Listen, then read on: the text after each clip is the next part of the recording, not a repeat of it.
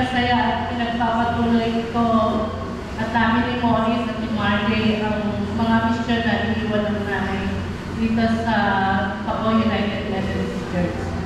At ako po ay nagpapasalamat sa inyong lahat, lalo na po sa kapatid napaka-humble at sa kanyang may bahay na napakabait. At lalo na po sa Tita Ledet na hindi po dahil sa kanya ay hindi kami napunta ng Amerika. Sabi ko nga po sa inyo nung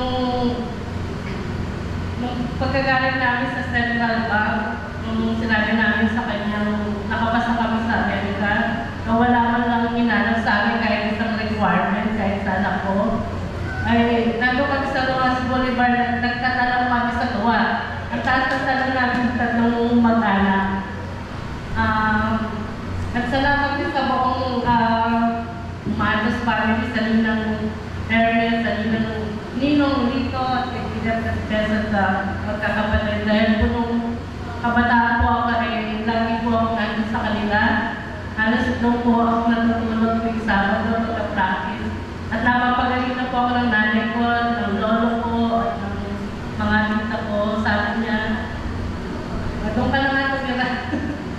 Sabi ko, may practice po kami kasi dapat kami nagkakwento ng kanites. Tapos, pagkagaling sa service, doon pa kami kumakain.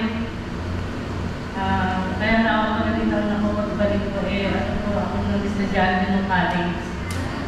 Then, sa mga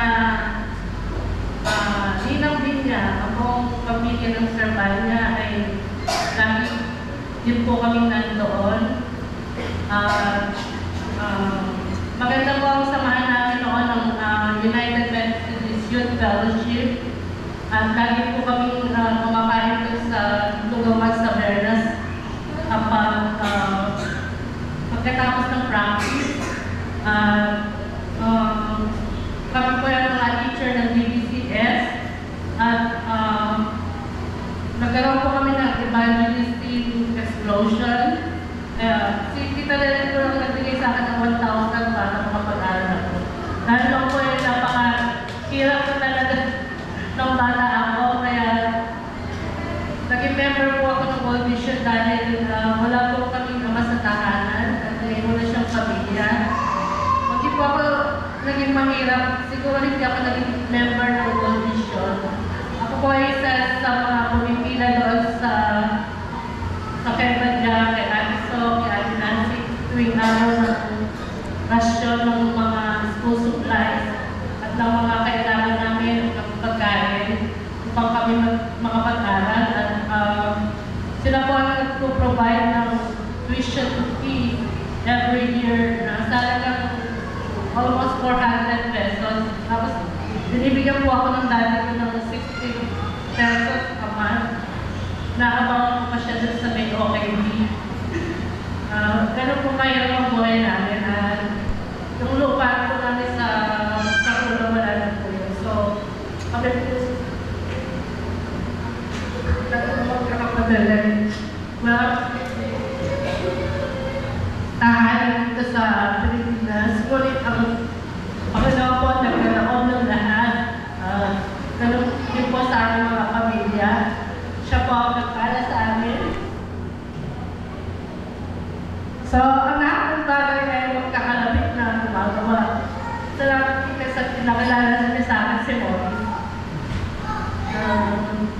At siya ang nag-ayar sa akin dito sa Paco UNC. Salamat sa ating magaling na leader na Mami Edel. At siya ang kilala siya sa buong Methodist sa ibang bansa. I'm very proud to be a United Methodist Church at proud ako na nagmula ako sa Kebadya UNC at dito. Kagaya ng pagkatapos ako sa Kebadya, nung nahirapan ko kami magpaayos ng papel, po kami ng 2 beses. So, hindi po ganun madali makipagsabi lang sa ibang bansa. Yung pa yung mga asangkos ka, mga kalbanan namin bilang isang pamilya.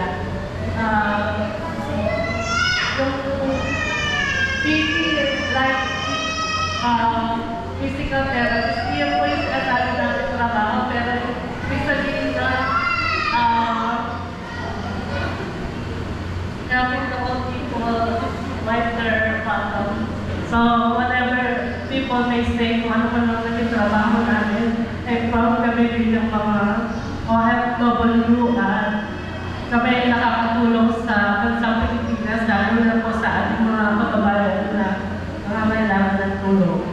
Kaya, kung may mga problema po kayo, huwag po tayong susuko.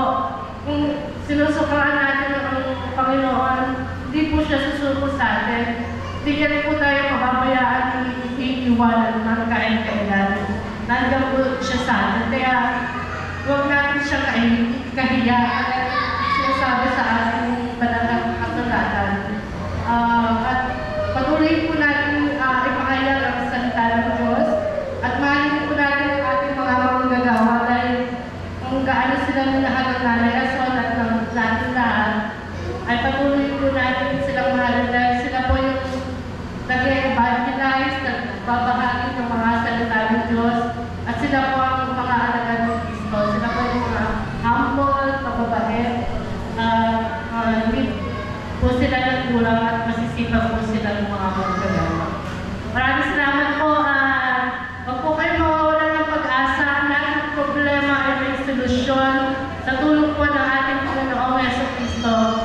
Ang mga kalungkutan, ang ating mga problema at dyan ay may solusyon. Lagi po kayong manalangin, purihin ng Panginoon at give everything